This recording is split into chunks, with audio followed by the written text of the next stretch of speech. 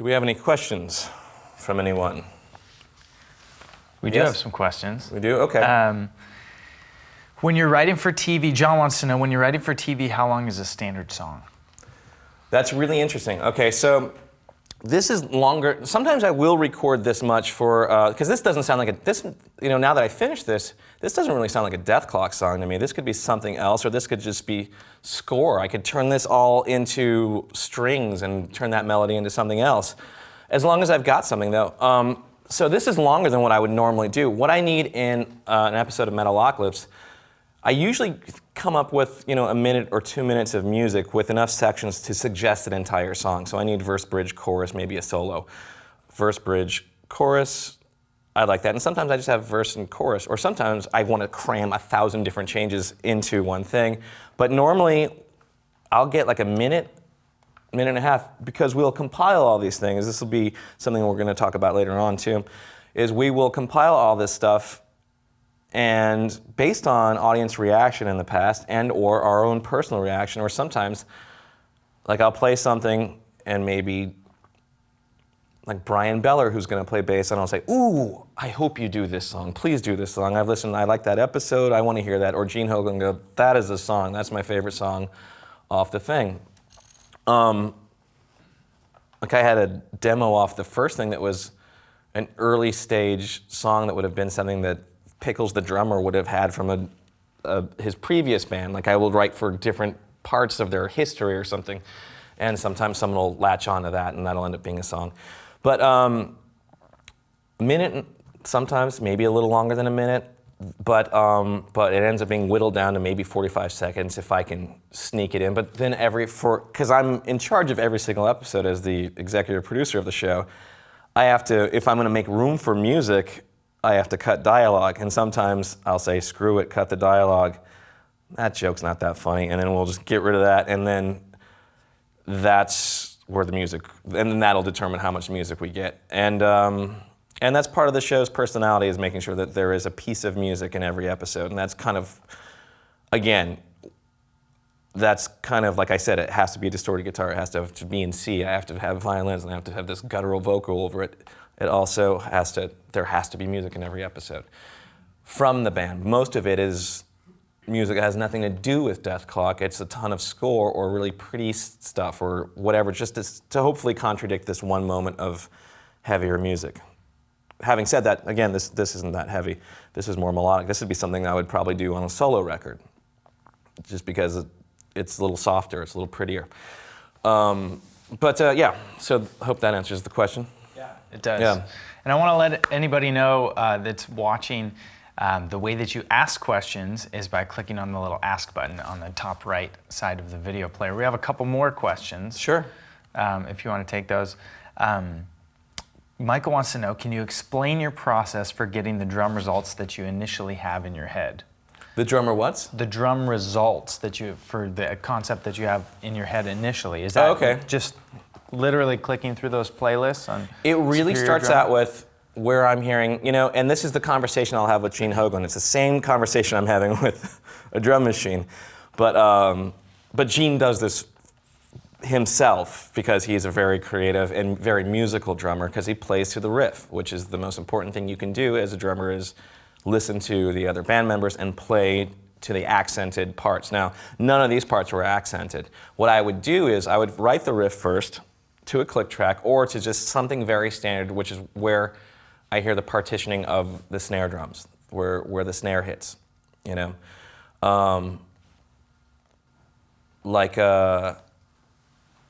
then later switch the snare hits.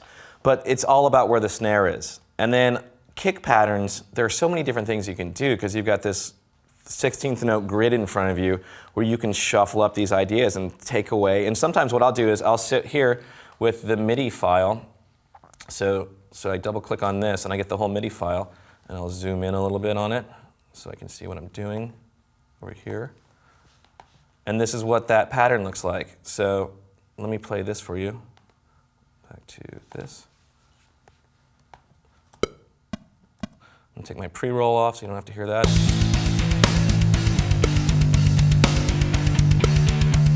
So if I wanted to, here's something we've done before. The old So if I double click on that, I can get rid of that. If I wanted to make this a little bit more personal, I could do this. This is the, this is a very, I hit the thing with my arm. That's how that happened. So if you check this out, this is the, so that's like a it's like a mermaider kind of sounding thing from old Death Clock songs. But that can sound really cool. And if I want to, I can make sure that these are turned as loud as they possibly can be, volume-wise, and punched it. So now I just made that song sound different because I messed with the kick drums and I left the snares where they were.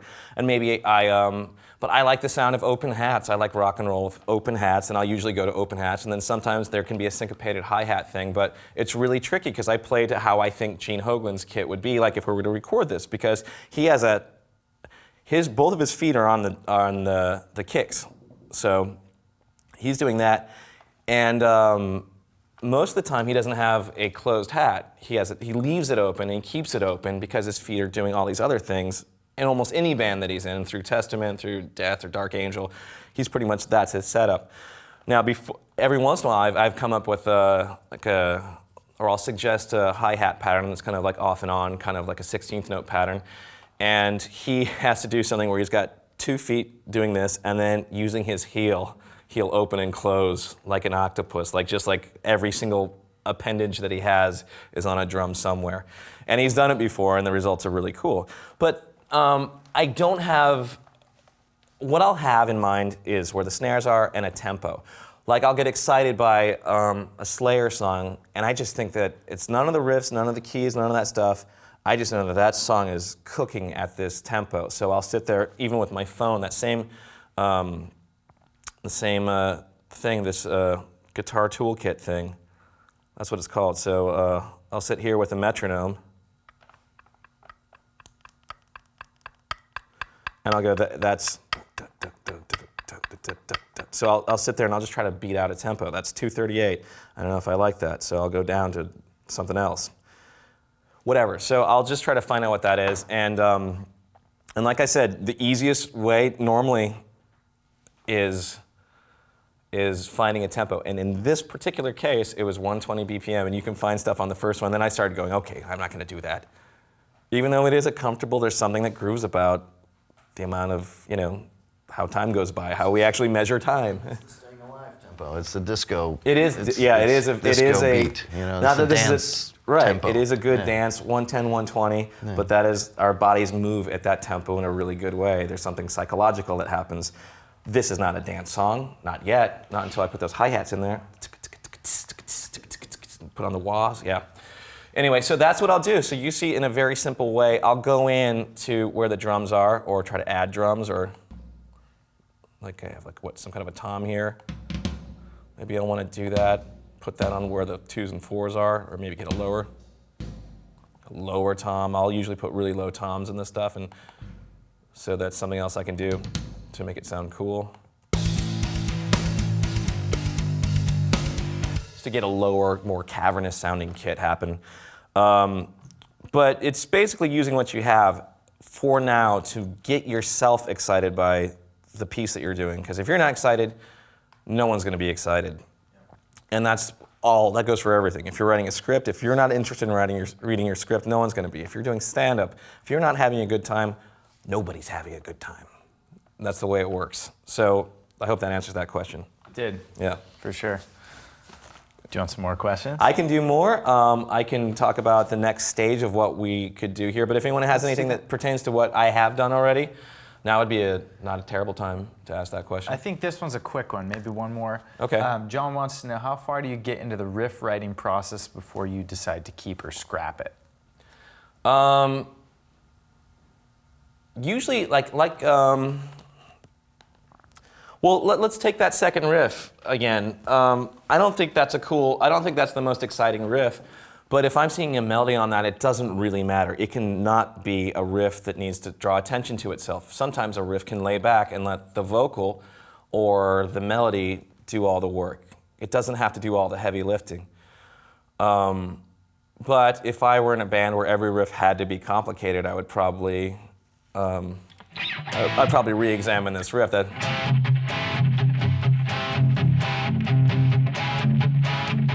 probably a cool way to.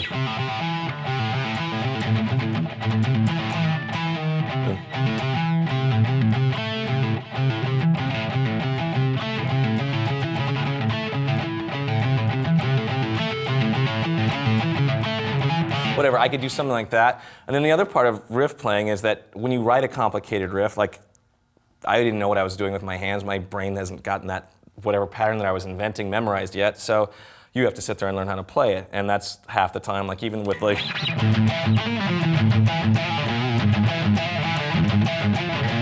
I couldn't play that when I first, like I can hardly play it right now, but I couldn't play it when I started out. I have to sit there and learn all that stuff. But I think if you've got a dead spot in a song, what I will do, now this is another important part of songwriting, and this will tell you what you need to know about your riffs, about what needs work, what doesn't. It's almost like a painter paints something and they keep standing back and they keep looking at the paint and they see how everything relates to each other and all the shapes and the dimensions and everything. And then they go and they touch something and they keep standing back and they keep looking at the whole thing. Listen to your song, listen to the whole thing. And I seriously, from early stages, I'll take the whole thing and I'll put it on a loop and I'll just sit there and maybe I'll check my email, I'll just do whatever I have to do. But I want to hear that. And normally I'm excited by something just because it's new. But after a while, this song starts revealing itself and you start hearing, ooh, I could do something cool there. This section I'm not sure about. This feels like a dead spot. This feels like I'm just wasting time here. I'm wasting the listener's time. How do I make this more interesting? Or how do I build with that? How do I get from one section to the next? And that's the next part of the songwriting too, is arranging from one section to the next, making each change feel exciting emotionally to you. Because there's a really different process that happens, because I do a lot of different stuff. Songwriting is one of the things I do. The other thing is script writing, and storytelling, and having a strong understanding of the story underneath everything, and the characters' wants and needs and all that stuff. And then on top of that, you write a bunch of jokes and stuff that hopefully is funny to the people around you in the audience. But something happens with jokes where they wear off after a while. They're not surprising to us. We kind of know that that's going to happen because we're sitting there in front of this timeline and we're watching it a million times and we're accountable for every single frame of it.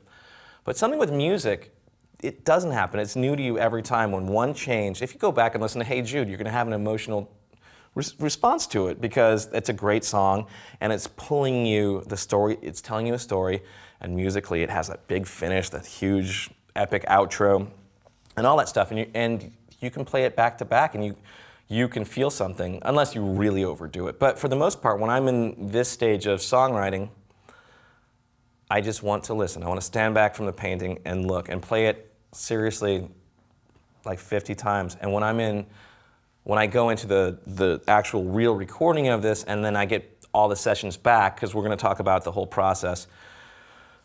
I do this, I go in with Ulrich, and we're going to talk about all that stuff. We kind of re-examine all these songs. I forget how to play the riff. I reimagine it because I don't remember how to play it the first time. Then I think of a cooler way to play it, or something new, or I add a new note to it or something.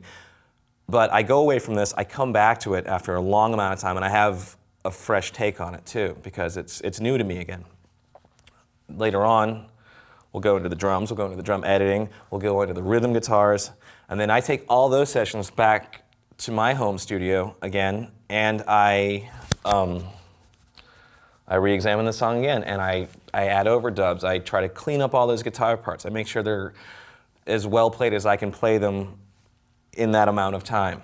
And then I'll add bells and whistles and little things, and I'll add too much. I'll add too much stuff, knowing that some of that stuff will be cut away or ducked underneath in the mix. But then I listen to the song another 100 to 300 times, you know? It's like acting. They say you have to know your lines. You have to read them out loud 300 times before you can speak them.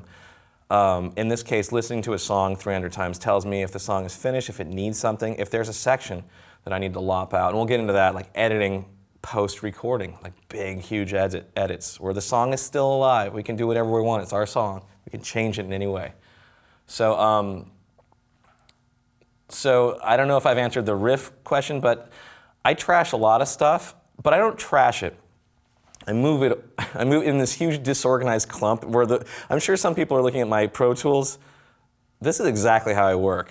There's this little window and I'm trying to find my way through it and I don't know where I am and it's going around and what's all this other garbage? Oh, I don't know. But then I'll move like 1,000 riffs over here just so they're there, you know?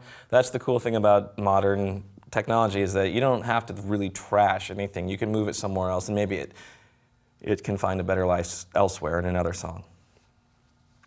But I don't know what the amount of time is. I'll trash huge sections or huge songs that no one will ever hear. Awesome. Yeah. So this is in essence what the first part is. Just to reiterate, the next section that we're gonna go to will be with is gonna be where. Well, okay. Let me get to the next gap before we involve Ulrich. What'll usually happen is I'll go from here. I'll personalize the drums. I'll personalize the guitar riff. I will add harmonies to the guitar sometimes, trying to make it sound bigger, sound more impressive or epic, if I can, with Death Clock. I will, and that's pretty much it, just to make sure everything's well played. Then I'll add vocals, which is not this stage at all. Because what happens in the TV show is they normally need something that has a tempo that they can animate to. So I can give them this. I can say, here's my thing. It's 2 minutes and 40 seconds. Start from 0. Or maybe we can start from the last riff of the first thing and whatever. And we'll move that around in the timeline of the TV show. And we'll look at it and go, okay, we can tell, now we know we've got about 45 seconds out of this song to use. And how much visual story can we tell over that amount of time? And that's usually what we try to do, is we try to make sure the audio is cool on its own, that would be just interesting enough on its own, and then turn all the audio off and look at the visual and make sure our visual is telling a story that is understandable. Like if someone needs to get from this point to that point, but they need to get this thing first so they can hook it on that thing and swing over there, whatever it is, we need to be able to telegraph visually what's going on, and hopefully musically that will just support the energy and everything. So that's something I'll do.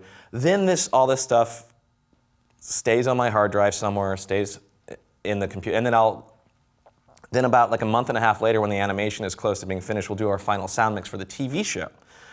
Now this is pre-record, so I have all these 45 seconds, so I have to clean up 45 seconds and polish everything up and do the vocals and do all the splits.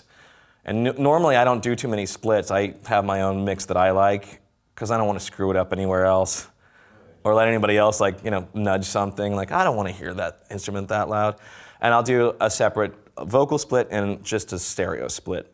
And that's what I put together for the TV show, because they want the vocals on their own just in case they have bad words and they can censor them. Or if they want to air it in Japan or something, they can redo the vocals for themselves, or it's out of my hands at that point. But that's what we'll do. And after a season, once I've got all that stuff done, and then we'll put sound effects on top of the stuff too sometimes. But I usually try to clean up this, unless it's a really important story point, there has to be room for sound effects on top of this music. Like, somebody's getting their head kicked off or some kind of weird thing. But that's another thing we'll do in the mix. And we do that all in Los Angeles at a place called Margarita Mix. And, or they serve margaritas, believe it or not. Well, mixing is not a good idea. By the way, it's not a good idea to drink margaritas while you're mixing, because you'll get some really weird mixes. But that's what that part is. And then later on, so that's the TV show. So the TV show is wrapped and finished, and then I've got these kind of stereo mixes of somewhat polished, and all this Superior Drummer stuff, that goes on TV. So all my TV stuff, it's very rare that I get to record real drums on TV, because we don't have the time, we don't have the budget.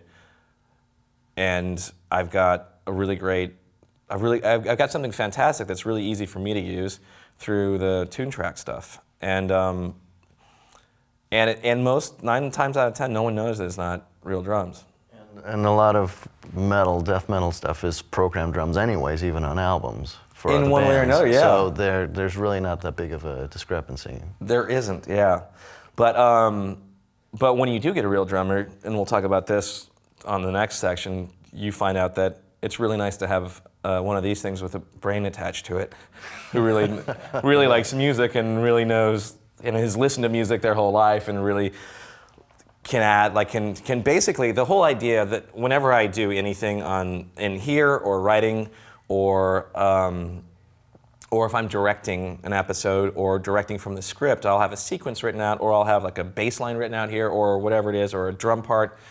My whole idea, my whole philosophy is, here is something to start the conversation.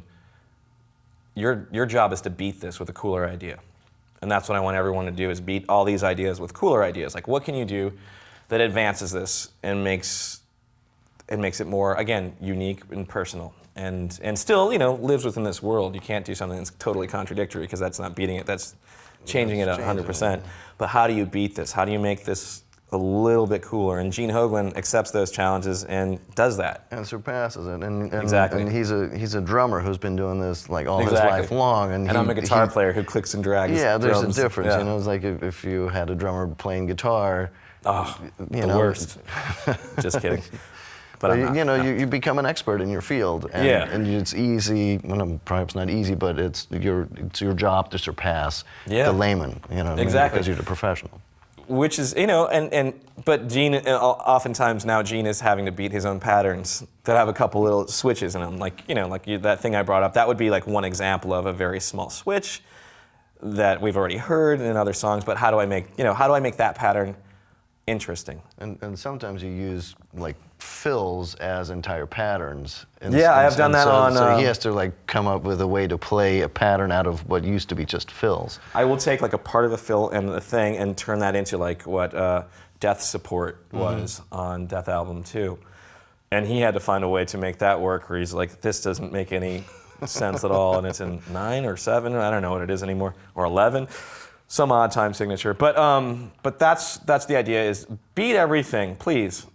I won't be offended if you come. In fact, I welcome in anything. Like if you have a funnier joke, if you have a different take, whoever I'm working with, if it's an actor or an animator or a board artist or whatever it is, the idea is, my job is to come up with the idea, and then we start getting excited about how to beat this idea with something cooler that still hopefully doesn't take it all into left field or get too idea crazy. And there's a way, and you'll see, I get too idea crazy, and Ulrich has to deal with that stuff. You gotta do some weeding sometimes. Yeah, you definitely do. Sometimes I've grown too much fruit. But that's okay. And some of it needs to be thrown into the garbage. That's okay, because it's better to have it and take it away than to go like, well, what are we gonna do here? Someone's gotta come up with something, They say that the same with acting too. It's really easy to bring an over-actor down to conversational than to bring someone who's like quiet and inward out. So it's better to have too much and rein it in, reel it in. Tone it down, Yeah. as opposed to, come Absolutely. on, somebody do something. So that is the first. So I feel safe saying that, unless there's another question, that this is probably segment 1, that we've gone through this idea of the song. I can play you out with a song. How about that? I'll play you out. This will be exciting. With my new song that is I think it's going to hit #1 in the charts. But this is pretty much what I will say is my beginning part of the process. It doesn't look pretty. It's not played perfectly. There are some clams in there, but this is what it sounds like, for better or for worse. But I did it here, and I did it in front of you, and I think that takes a lot of courage. So I think, here we go.